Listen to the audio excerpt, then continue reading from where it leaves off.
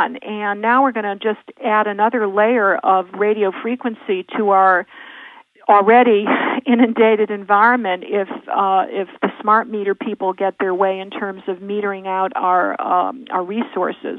So that's just another issue, that has come up all over the country, and people are really suffering greatly from these smart meters. People will be complaining of terrible headaches, dizziness, nauseousness, and persistent chronic flu-like symptoms with the installation of smart meters, sometimes within 24 hours. So we hope this will continue, but there seems to be a grassroots movement in terms of a moratorium with reference to the smart meters and even the smart grids that they're now talking about. So, yeah, it's a problem. A couple of things. One is I did a speaking engagement a few years ago and did visit Idaho, and I was in Boise, and I really enjoyed my stay there. And I think it's very interesting to hear about your situation in your home and what you had to do.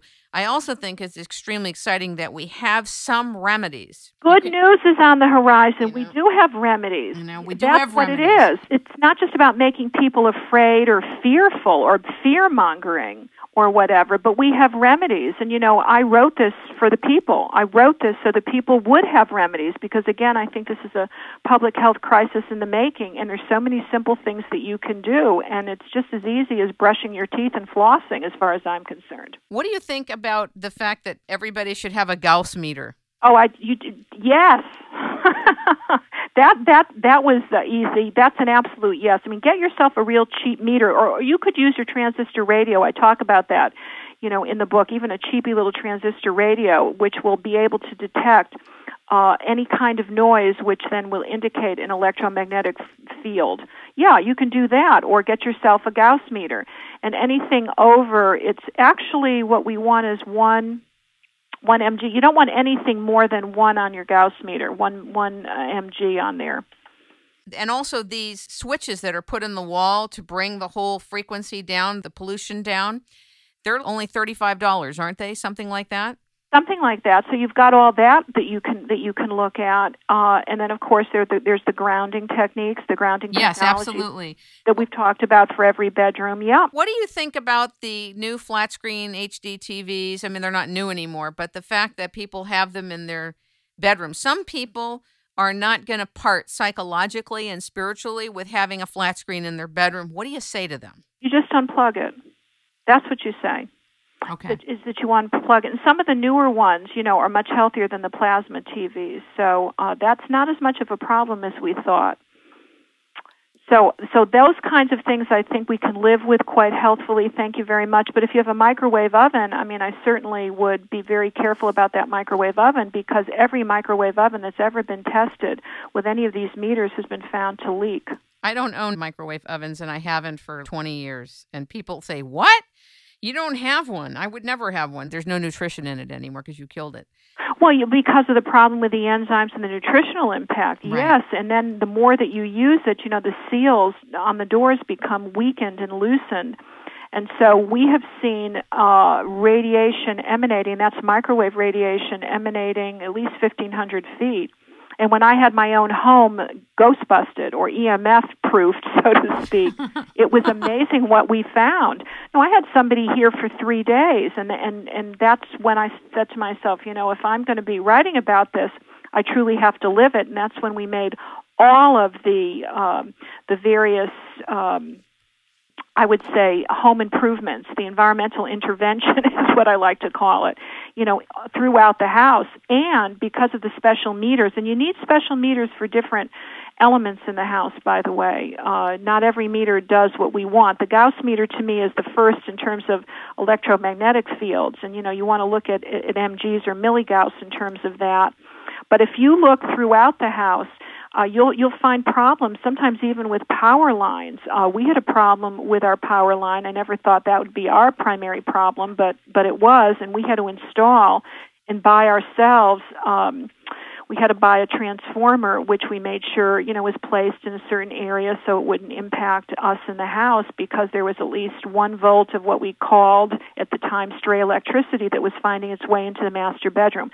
It's very perverse because all of the problems that we found in our home, Kim, were in the office where I spend half my life as well as the bedroom. That's profound. It was profound because I never would have known it if I didn't do the book. And the other thing I never knew is that I had a cordless phone that was masquerading as a corded phone. It was one of those deck phones, but I didn't know that it was cordless until we did one of the meter tests. We have an electrosmog meter, and it started screeching right near my desk, and we couldn't figure out what that was all about, because I believe, hearing is believing, so I kept moving it, and kept unplugging, and finally my husband said, "Oh, see what you can do with that silly phone. Maybe it's the phone." Lo and behold, I was holding that up to my head for I can't tell you how many hours of interviews and dictation, or that's not the modern word, but description to some of my researchers about what I needed in terms of getting all of this in place for my book, and here I was using the very device I was writing about. So, this stuff is kind of scary, and it's scary when you are impacted by it and you start getting the health effects, and they're very variable according to the individual. I think that this just weakens the system, and whatever your weakest link is, that's where you're going to show the most problem. But there's a lot of chronic fatigue out there that's escalated. Think about the autism and thyroid cancer, which has quadrupled in the past couple of years. You're so detailed in this book. You acknowledge Robert O. Becker, who wrote The Body Electric. Oh, yes, he's my hero. And God bless him. And you write also about magnetite, which I want to talk about in a minute, which is becoming a major issue with what's happening with the magnetic fields of the earth.